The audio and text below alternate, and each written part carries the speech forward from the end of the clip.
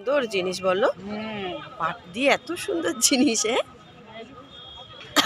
দারুণ। দেখেছিস পাট দিয়ে কত কি তৈরি হয়, দেখেছিস? সব ঘর সাজানোর জিনিস। ওদের টুপি আছে, আসন আছে,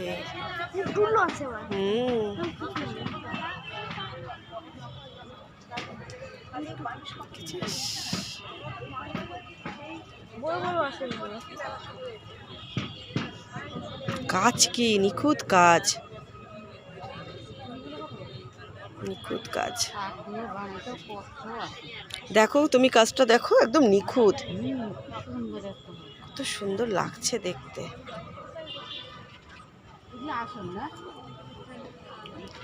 টেবিলে টেবিলে